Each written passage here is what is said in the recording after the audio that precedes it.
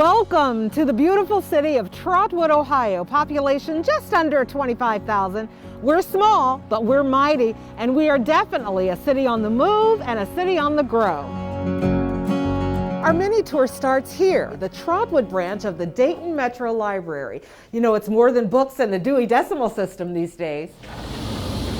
Today's library is a lot different than when I grew up. There's more than just books here. Today's library is a meeting place for people. It's a place where you can get entertainment like movies, DVDs.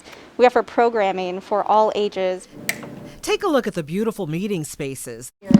And she did this piece. There's even a private study room with a fireplace and computers, lots of them. It will all become available to the public again when the pandemic ends. So tell me why it was important to remain in the city of Trotwood with this new library. We are committed to the Trotwood community. We have great relationships with the city and with the schools out here, and so the idea of leaving was not really an option. If the library is a little slow for you, perhaps dancing is more your speed. Another one of my favorite spots in Trotwood, DDW, still along East Main Street in Trotwood. This is the only dance studio in the city. The Dayton Dance Workshop's location started as the Trotwood General Store, then became the Robert Knoll Photography Studio. And we found bottles from the general store. So Tamiko, I know this is a family affair, and in fact, a couple of your kids are here right now. Can we go back and see what they're doing? Yes, let's go back. Tamiko's son Thomas performs all over the world with his family's Grammy Award-winning R&B group, Zap. Now he's back at home in Trotwood, signing groups to his label, teaching and performing with DDW and the Superstar Media Group.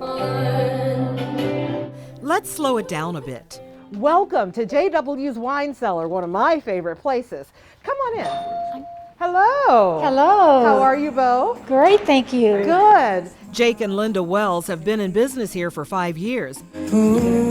But the actual winemaking started long before that. This is really a family business. Yes, Tell it me is. about Grandma who started it all. Well, my husband was actually raised by his grandmother. And when he was a young boy, his grandmother would make wine.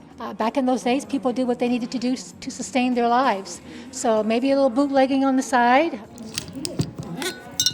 As a child, Jake would collect bottles. His grandma would sterilize them, fill them with her wine, and sell them.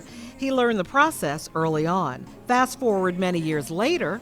Linda, I want to start making wine again. I'm like, okay. He's making wine as a hobby. We're giving it to friends for graduations and wedding gifts and birthday gifts.